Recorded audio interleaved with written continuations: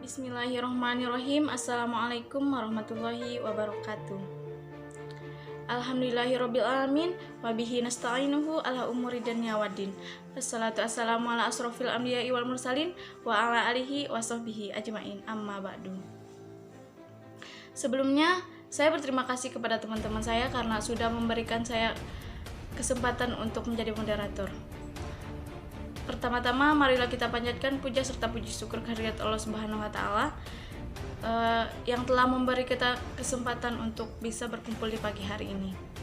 Dan selawat serta salam tak lupa pula kita curahkan kepada junjungan alam Nabi besar Muhammad SAW.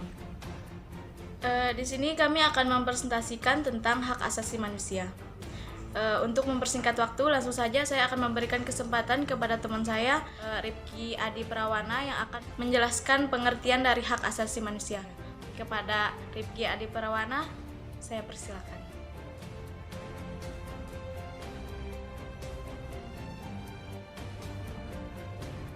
Assalamualaikum warahmatullahi wabarakatuh. Perkenalkan, nama saya Rifki Adi Prawana. Saya adalah pembacaan materi yaitu pengertian hak asasi manusia atau dalam kurung HAM. Pengertian hak asasi manusia atau HAM adalah konsep hukum dan normatif yang menyatakan bahwa manusia memiliki hak yang melekat pada dirinya karena ia adalah seseorang manusia. Hak asasi manusia ini berlaku kapanpun, dimanapun, dan kepada siapapun, sehingga sifatnya bersifat universal. HAM pada prinsipnya tidak dapat dicabut, juga tidak dapat dibagi-bagi, saling berhubungan atau saling bergantung. Secara konseptual, hak asasi manusia dapat dilandaskan pada keyakinan bahwa hak tersebut dianugerahkan secara ilmiah oleh alam semesta, Tuhan atau nalar. Sementara itu, mereka yang menolak unsur ilmiah meyakini bahwa hak asasi manusia merupakan pengewajatan, pengejawantahan nilai-nilai yang disepakati oleh masyarakat. Ada pula yang menganggap HAM sebagai perwakilan dari klaim kaum-kaum yang tertindas pada saat yang sama. Juga terdapat kelompok yang meragukan keberadaan HAM sama sekali dan menyatakan bahwa hak asasi manusia hanya ada karena mencetuskan dan membicarakan konsep hal tersebut. Dari sudut pandang internasional, hak asasi manusia sendiri dapat dibatasi atau dikurangi dengan syarat-syarat tertentu. Pembatasan biasanya harus ditentukan oleh hukum dan memiliki tujuan yang sah dan diperlukan dalam suatu masyarakat demokratis. Sementara itu, pengurangan hanya dapat dilakukan dalam keadaan darurat yang mengancam kehidupan bangsa dan pecahnya perang pun belum mencukupi syarat ini. Selama perang, hukum kemanusiaan internasional sebagai lex specialis, walaupun begitu sejumlah hak tetap tidak boleh dikesampingkan dalam keadaan apapun. Seperti hak untuk bebas dalam perbudakan maupun penyiksaan. Pengertian hak asasi manusia. Pengertian hak asasi manusia menurut para ahli, dan dalam pengertian menurut para ahli, saya akan membacakan 5 orang menurut para ahli yang terdapat di dalam HAM. Hak asasi manusia sudah memiliki cabang ilmu sendiri untuk mempelajarinya. Untuk itu, ada beberapa pengertian HAM dari manusia daripada ahli yang mengemukakan cabang ilmu tentang hak asasi manusia. HAM menurut geologi. HAM adalah hak yang langsung diberikan kepada Tuhan kepada manusia sebagai hak yang kodrati. Oleh sebab itu tidak ada kekuatan di dunia ini yang bisa mencabutnya. HAM memiliki sifat yang mendasar dan suci. HAM menurut Jan Matterson. Jan Matterson, anggota Komisi HAM di PBB, Perserikatan Bangsa-Bangsa, menurutnya HAM adalah baik-baik yang ada pada setiap manusia yang tanpanya manusia mustahil hidup sebagai manusia. Yang ketiga, HAM menurut Miriam Budiarjo. HAM adalah hak yang dimiliki setiap orang sejak lahir di dunia. Hak itu sifatnya universal karena hak dimiliki tanpa adanya perbedaan, baik itu ras, jenis kelamin, suku, budaya, dan agama. Yang keempat, HAM menurut Profesor Konjoro Bo Prantono adalah HAM adalah suatu hak yang bersifat mendasar, hak yang dimiliki manusia sesuai dengan kodratnya, yang pada dasarnya tidak bisa dipisahkan. Dan yang terakhir, HAM juga dimiliki undang-undang yang sebagaimana menurut Undang-Undang Nomor 39 Tahun 1999, yang berarti HAM adalah seperangkat hak yang melekat pada diri manusia sebagai ciptaan Tuhan yang Maha Esa. Hak tersebut merupakan anugerah yang wajib dilindungi dan dihargai oleh setiap manusia. Kesimpulan dari berbagai pengertian di atas adalah suatu kebutuhan mendasar yang harus dimiliki oleh manusia sejak dirinya dalam kandungan. Sekian, hanya ini yang dapat saya sampaikan. Mohon maaf bila ada kekurangan. Wassalamualaikum warahmatullahi wabarakatuh. Untuk mempersingkat waktu, langsung saja saya akan memberikan kesempatan kepada teman saya, Izal Asmita Mimi, untuk menjelaskan tentang perkembangan pemikiran hak asasi manusia. Kepada Izal Asmita Mimi, saya memberikan.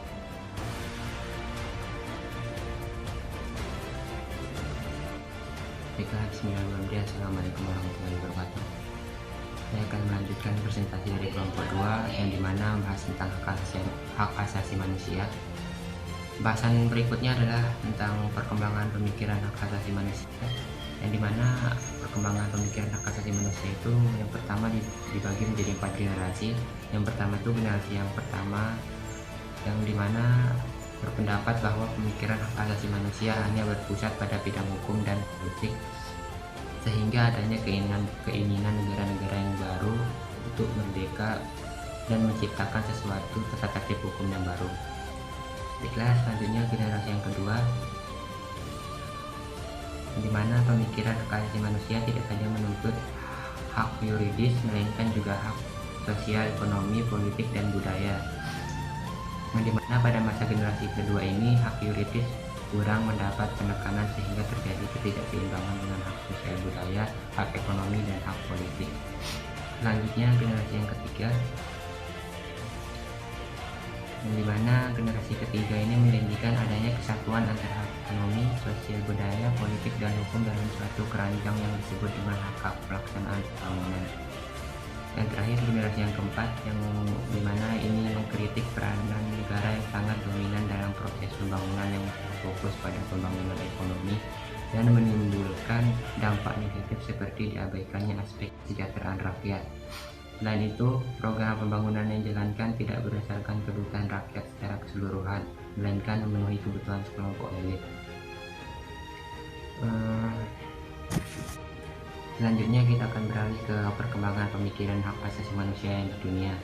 Pertama ada namanya Magna Carta, yang dimana pada umumnya para pakar di Eropa berpendapat bahwa lahirnya hak asasi manusia di kawasan Eropa dimulai dengan lahirnya Magna Carta, yang antara lain memuat pandangan bahwa raja yang tadinya memiliki kekuasaan absolut, artinya raja menciptakan hukum tapi ia sendiri tidak terkait dengan hukum yang dibuatnya, menjadi dibatasi kekuasaannya dan mulai dapat meminta pertanggungjawaban di muka hukum.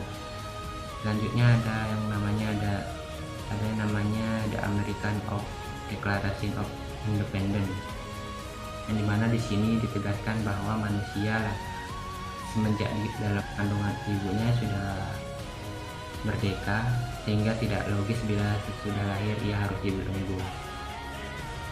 Selanjutnya di sini ada namanya The French Declaration atau Deklarasi Prancis, yang dimana di sini tuh ketentuan tentang hak lebih dirinci lagi sebagaimana dimuat dalam The Rule of Law, yang antara lain berbunyi tidak boleh ada penangkapan tanpa alasan yang sah. Selanjutnya di sini ada namanya the four freedom atau 4 hak kebebasan berbicara dan menyatakan pendapat. Hak-hak yang dimaksud di antara lain itu adalah kebebasan memeluk agama dan beribadah sesuai dengan ajaran agama yang diperlukannya. Kemudian ada hak kebebasan dari kemiskinan dalam pengertian setiap bangsa berusaha mencapai tingkat kehidupan yang damai. Hak yang terakhir adalah hak kebebasan dari ketakutan yang meliputi usaha pengurangan persenjataan sehingga tidak satupun bangsa berada dalam posisi berkeinginan untuk melakukan serangan terhadap negara lain. Selanjutnya kita beralih ke perkembangan pemikiran hak asasi manusia yang ada di Indonesia. Sejak kemerdekaan tahun 1945 sampai sekarang di Indonesia telah berlaku 3 undang-undang dasar dalam 4 periode. Yaitu antara lain yang pertama, periode 18 Agustus 1945 sampai dengan 27 Desember 1949 yang berlaku Undang-Undang Dasar 1945. Kemudian yang kedua, periode 27 Desember 1949 sampai dengan 17 Agustus 1950 berlaku Konstitusi Republik Indonesia Serikat. Yang terakhir, periode 17 Agustus sampai dengan 5 Juli 1959 berlaku Undang-Undang Dasar 1950 ayat 4 dan periode 5 Juli 1959 sampai sekarang berlaku kembali Undang-Undang Dasar 1945. Sekian dari saya, sekian. Assalamualaikum warahmatullahi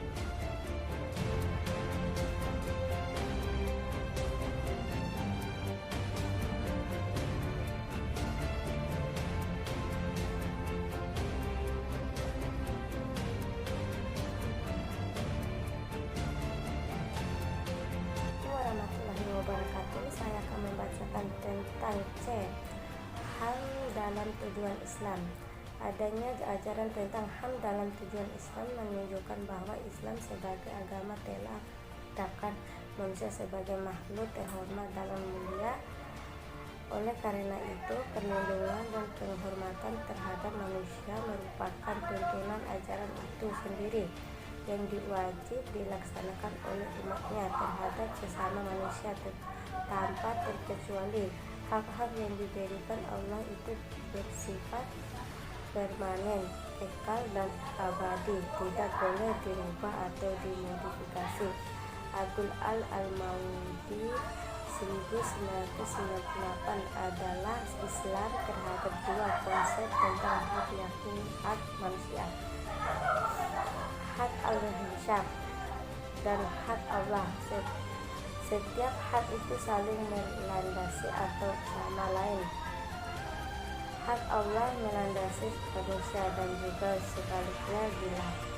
Dilihat dari tingkatnya, ada 3 bentuk HAM dalam Islam. Pertama, hak daruri. Pada saat sesuatu dianggap hak dasar apabila hak tersebut dilanggar, bukan hanya membuat manusia sengsara tetapi juga eksisnya bahkan hilang hak manusianya sebagai masal. Bila hak itu dilanggar, bila tidak dipenuhi akan berakibat hilang hak-hak elementer. Misalnya hak seseorang untuk memperoleh sandang pangan yang layak, maka akan mengakibatkan hilangnya hak hidup. Ketiga, hak tersebut eksis, yakin hak yang terkaitan lebih rendah dari hak primer dan seksuler. Masyad Masyid 2022 mengenai HAM yang berkaitan dengan hak-hak warga negara. Al-Maudi menjelaskan bahwa dalam Islam prinsip pertama dan utama warga negara adalah 1. Melindungi nyawa, harta dan martabat mereka bersama-sama dengan jaminan bahwa hak ini tidak kami dicampuri kecuali dengan alasan-alasan yang sama. Kemudian 2. Perlindungan atas kebebasan pribadi. Kebebasan pribadi tidak bisa dilanggar kecuali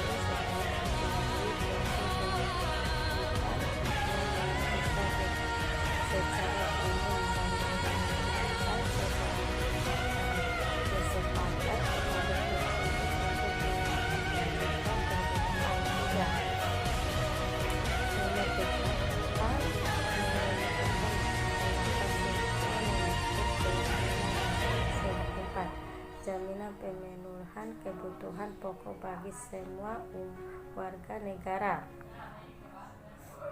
Kebutuhan pokok negara tampak membedakan kasta atau yakinkan salah satu kewajiban zakat kepada umat Islam. Kebutuhan pokok warga negara. Sekian dan terima kasih. Selanjutnya sesi pertanyaan.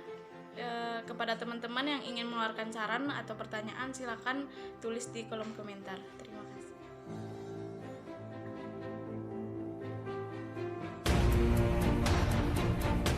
Untuk mengakhiri presentasi hari ini, marilah kita tutup acara ini dengan sama-sama melapaskan alhamdulillahirabbil alamin. Kurang lebihnya kami mohon maaf. Wabillahi taufiq wal hidayah. Wassalamualaikum warahmatullahi wabarakatuh.